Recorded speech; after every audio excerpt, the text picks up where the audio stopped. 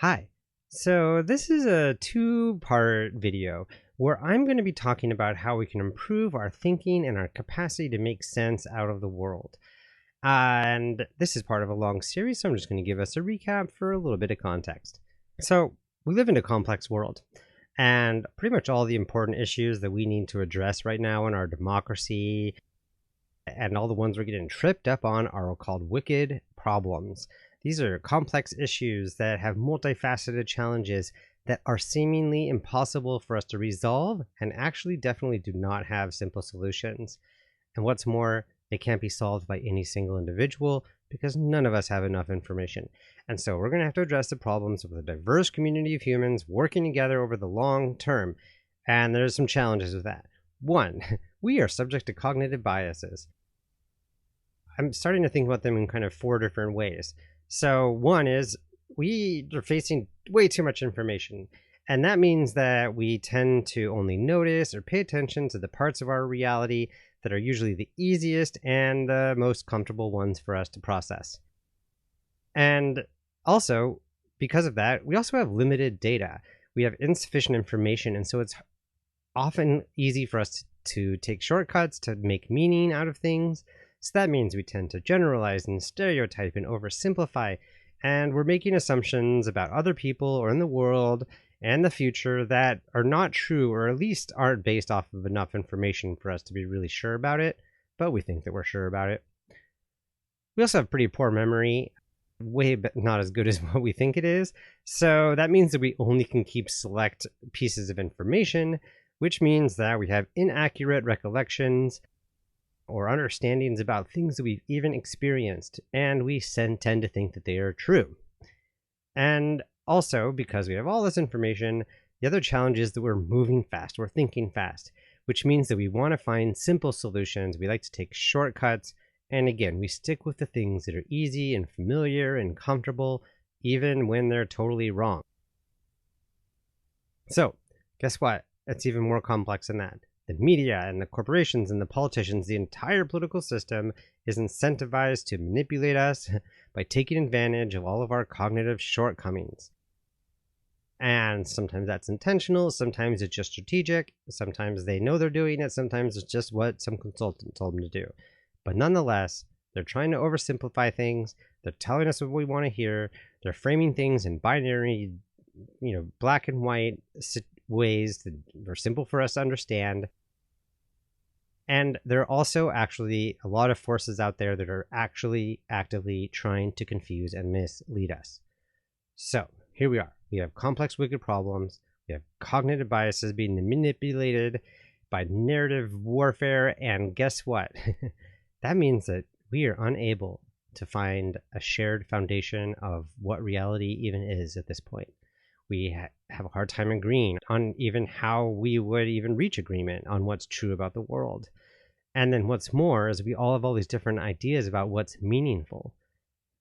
I think the thing that concerns me most about this is that our diversity is working against us. But the truth is, the only way we're actually going to be able to make change and to really survive all of this stuff is to collaborate across our differences and our diversity. Our diversity should be an asset, but right now they're really a challenge for us. So what are we going to do? How can we collectively make sense out of the world? So we need better thinking and we need better sense-making skills. So these two videos, I'm going to talk a bit about how we can develop our capacity for sense-making, making sense out of the world. So sense-making is a term that I actually first heard in an interview that I did in my previous podcast, Fractal Friends. It was with retired Green Beret Major Jim Ullman. And he pointed me towards Rebel Wisdom, which I actually knew about already, but that is where I really got to learn a lot more about this concept of sense-making. Now, the folks at Rebel Wisdom have built an entire world of media and resources around this concept of sense-making. They have a film library with over 20 different films where they're applying sense-making or talking about sense-making. They also have a Sensemaking 101 course, and I just really want to thank the folks over there at Rebel Wisdom, David Fuller and Alexander Bernier. They have done so much work, and they've been doing it in an incredibly thoughtful and dedicated way. And their journalism, at least as far as I can tell, has been consistently transparent and with really high level of integrity. They seem to walk their talk, and that touches a lot of people's lives, including my own. And so I'm going to sort of talk a bit about sense making from the lens that they offer. And this is coming from that Sensemaking 101 course. And I actually took that course last year, and it was really well done. And since you might not be able to take the course, there's a real cool thing. They've actually distilled all the materials from their course into a series of 3 essays on Substack, which I'll put the links, here, of course. And those essays, they have videos that go with them, and they actually are sharing their workbooks, which have a bunch of wonderful information and resources. What I think is cool about the way that they work is they don't necessarily just talk about how to make sense of all the crazy information. They actually frame sense making with a holistic approach, and they're orienting around 3 themes, which coincidentally or not so coincidentally happen to align with much of the content that I'm covering here in these Omni-Win project videos. And actually, secretly between you and me, they're kind of a role model for this project. Anyways, what are the 3 themes? They talk about the importance of first person. So we have to really make sense of ourselves, understand ourselves and how we're showing up and work on that. Second person, it's about connecting with others. How do we be in dialogue and connect with other people? And the third person, which is actually making sense of the big picture systems and dynamics. So let's break them down a little bit and see where it takes us. So first person is, of course, about me. I am my first person. It's about knowing myself. They have some great lessons. This is where they really lift up the idea of mindfulness, like meditation, which also leads us to thinking about how we can face our own shadows. It's also about getting aware about our own cognitive biases and working on our own personal development, which is our capacity to live in complexity and ambiguity. How do we approach our differences with curiosity and humility? How can we embrace paradox? How can we hold multiple beliefs without it being a threat to our identity? And if you've been following the series, this is stuff that I've been covering in some past videos. So go ahead and check them out if any of those topics are interesting to you. So the second thing that they really talk about is the second person work, and this is important because we need to leverage our diversity and different perspectives if we're going to gain a clear picture of what's going on in the world. And we need to have ways that we can connect and actually have generative, authentic conversation if we're going to make sense of all the complexity. And that can be complex personal, internal things that we need to understand, or cultural. All of that is helped by being in dialogue. They bring in a lot of different teachers, and I love the work from Diane Muschel-Hamilton, where she talks about sameness and difference, and something I've talked about in other videos as well. And of course, communication skills. And don't worry, that's coming up soon. Basically, we have a ton of social technologies that can help us deliberate, engage with difference, and actually find collective wisdom. And that, for me, is the core foundation of what I'm doing with the Omni-Win project. And I'm actually going to be exploring that a lot more deeply in other future videos. But also, that's really what's happening in my podcast. I'm talking to experts in those fields of deliberation and communication. So go check out the podcast, Omni-Win Project Podcast, if you are into that kind of stuff. And if you like videos, there are video versions of it too. So third person. Now, this is really an interesting thing to think about. How do we deal with this big picture that we're in? We have systems, we have cultures, institutions, religions, ecosystems that we're all part of. And it's really important for us to learn about the dynamics that are driving them. And this includes us needing to understand what even are the rules of our current society or civilization. This is sometimes called game A. And the rules of game A right now are going to lead to a mega meta crisis and probably are, well, they're at least terminal. They're self-terminating rules. It's not an infinite game, it's a finite game that we're playing right now. And so learning about that is really useful. And we've made videos about those. And then it's also really important for us to just understand how complex systems work. What is complexity? What are the different ways to think about that? Also, you can find some past videos about that. And then it's also important for us to learn how to navigate and sort through and digest all of the crazy information that's being thrown out of us. And so that's what we're going to talk a bit right about now. And then I'm even going to dig deeper into this in part 2. So one of the kind of contextual problems I mentioned there at the top is that our political system is being incentivized to manipulate our thinking. It's profitable, it gets them in office, and it also is pretty easy to do because we're inherently trying to find simple things. But one of the powerful ways that this is happening is something called narrative warfare. Now, this is a political strategy that is being used all over our media landscape, but it's also being used by foreign powers to sow distrust, and it's being leveraged by political parties and activist organizations. So, okay, what is narrative warfare? So, narrative warfare, first of all, is not something that's trying to convince me or you of anything new that we don't believe already. Instead, it is telling us things that confirm our existing beliefs. It kind of feeds into something that we already know, but then it's selecting small pieces of information and kind of cutting out the rest. And it's doing that to kind of inflame our anger, get us all riled up. And then when we get all riled up, then our anger can be directed where they want it to. So, I hope that makes sense. But just as a curiosity, do you think that you might have been manipulated by narrative warfare? I'm going to paraphrase Daniel Schmachtenberger to help us understand that. And this kind of quote comes from a video called The War on Sensemaking. It's, I think, part 5 by Rebel Wisdom. And again, the link will be down in the notes there. So here's what Daniel Schmachtenberger has to say. If you are looking at whole parts of the population and you are not able to explain why they think what they think without making them seem dumb or bad, then you probably should be dubious of your own modeling.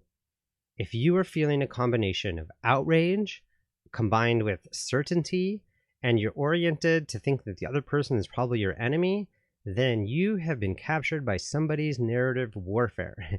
And you probably think that it's your own thinking. So, what do you do about it? You should probably seek harder to take in the news and information that they are taking in, which always is going to have some signal in all of the noise. So even if you look and it's like, doesn't make sense, there's probably something useful there. Continuing the paraphrase.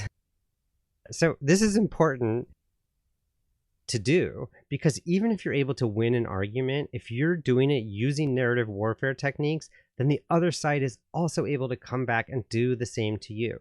You're actually just escalating an arms race. If you're selecting information and sort of using it to stoke fear and anger, you're not moving towards real shared sense making and coordination. This is an issue because we need to be able to understand all these other humans because we need to be able to coordinate with them. And this means it is up to us and it's up to you to try to elevate the whole space. And that means that we need to work on understanding the whole space better. Okay, so what are we going to do about this? Right now, I just want to talk about the idea of diversifying your media diet. If you are getting all of your information from just one news source, then it probably is time to try, mixing it up a little bit. Schmachtenberger recommends that you spend like a whole week or even a whole month just taking in the media that's the other side's media. If you're on the left, go watch Fox News or go read Breitbart. If you're on the right, spend some time listening to Democracy Now! Or Vox Media or Mother Jones. If you're someone who's only listening to media in the margins, it's kind of interesting to take some time taking in some mainstream media. You might even watch some TV a little bit. But the idea is just like we want to have like a balanced diet with like protein and vegetables and carbohydrates, we want to make sure that you get a balanced perspective of any news story and to get a sense of how other people are thinking. And guess what? You don't just have to go watch someone else's news. If you want to do this on a regular basis, there's some really cool resources for helping balance your media diet. And I'm going to show them to you now. So, first of all sides media. All sides media is really great, easy access resource that takes different articles that are going on in the news, and then they show articles about them from the left and the right and the center. And if you click on any of the issues, you can kind of get a nice little summary, and they kind of explain kind of like in general how the left is treating it and how the right is treating it and what the sort of overall opinions are. And then of course you can go read any of the different articles that are there. Yeah, so you can see here just different articles, and you can also go dive in deep into like news, the headlines that are coming from kind of partisan source here.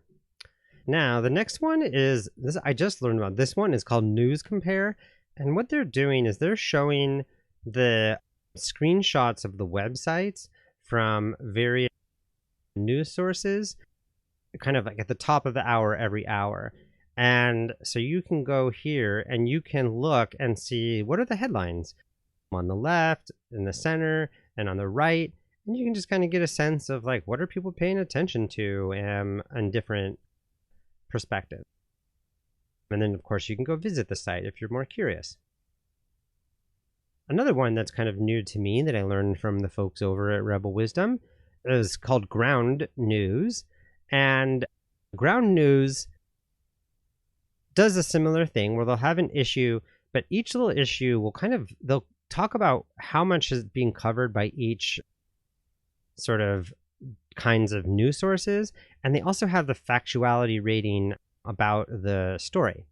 But they have a feature that I find to be really interesting, which is called Blind Spot.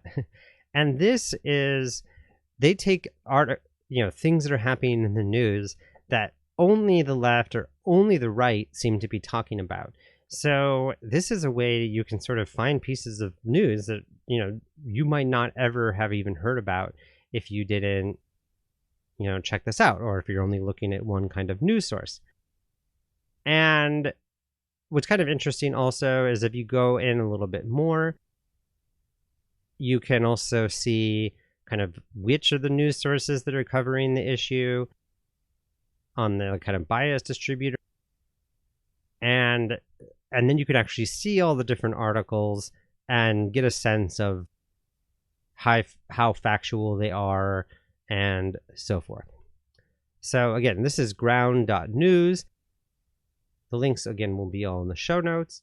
If you like getting things in your email, the flip side will send you an email every day with kind of just a couple headlines every day. That's theflipside.io. Now, if you kind of want to get a big picture thing of what's going on in the news, there's two places that kind of are tracking factuality and media bias, and they are doing it with quite a great methodology. And that this information is often how the other ones are able to know whether things are on the left or right or factual. So this is a resource for those other sites we were just looking at. And Ad Fontes Media has this really cool interactive chart here where you can kind of look at all the different news sources, and you can see here basically on how factual things are in this y-axis, and then also how biased they are. And you'll see here that each of these little gray dots is a different article and so forth. And just out of curiosity, right here at the top is NPR NewsHour and Reuters. in case you're trying to more curious, which is the most unbiased, factual possibilities that are out there. And they also have these kind of little zones that are kind of fun to check out. So that's adfontesmedia.com. And they also have a list here where you can look at all the different sources. So you can basically search any different news source, and they just have a deep dive into sort of how in general they're performing, and they'll show what kind of articles are important to them and so forth. Then the other one is mediabiasedfactcheck.com, and this one is also quite interesting. So you can look and see all the different news sources, and they really have a pretty comprehensive list. And you can go in and you can click and see what they have to say about any of those news sources and why they've been rated in certain ways. And both of these websites have a really detailed explanation of their methodology. So in case you're wondering, how can I trust them? It explains, why you can trust them, how they make their decisions, and explains what all the different language has to mean, and what kind of variables they're using. And you can also, by the way, on this one, can throw in your own opinion and be like, no, I think this is more left or more right or something like that. So there you are. There are a lot of different ways to take in a bunch of different media and to diversify your media diet. And I just remind you about why you might want to do this. One, you can start to understand where other people are coming from. It happens to me all the time where people will say, well, what about this or what about that? And I'm like, I had never heard that before. And I say something and they've never heard about it before. And we're being sucked into little silos and bubbles. And it's really helpful to get a sense of where the people are coming from. Another reason why this is a useful thing is because it actually is going to stretch your mind. It's going to help you take in more information that you might not have learned otherwise. Because you might actually find factual information about stuff that you didn't know because no one wanted to tell you before. And then the other reason why I like doing this and why I try to always be listening to different news sources is because you can start to triangulate like what is actually true about any given news story. All humans are biased, as we've talked about, so everyone's going to kind of be focusing on certain aspects. But if you can sort of get a whole bunch of different perspectives, then we can start to sort of get a sense of like what might actually be the truth here, especially if it's something that's repeated across the spectrum.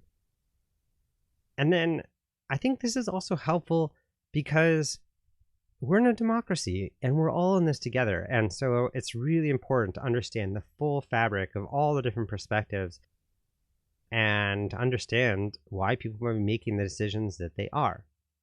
So it might seem counterintuitive to try to deal with way overwhelming amounts of information by taking in more information. So that points to a fair question of like, how are we going to process all of this information? And one of the ways we can do that is by developing our capacity to just think better. And so in part 2 of this, I'm going to share a model from Tim Urban that he calls the thinking ladder. And I found it to be really useful in improving how I think about thinking. And if you're wondering, what does that mean better? What exactly is going on here? Tim Urban describes it as the difference between using clear eyes that see a foggy and complex world versus, on the other hand, using foggy eyes that see a world that is clear and simple. So stay tuned. Part 2 is going to be really interesting, and there's going to be funny and adorable comics from Tim Urban. So thank you so much for being curious and wanting to learn more and seeing the value of making better sense out of the world. And I'll see you in part 2.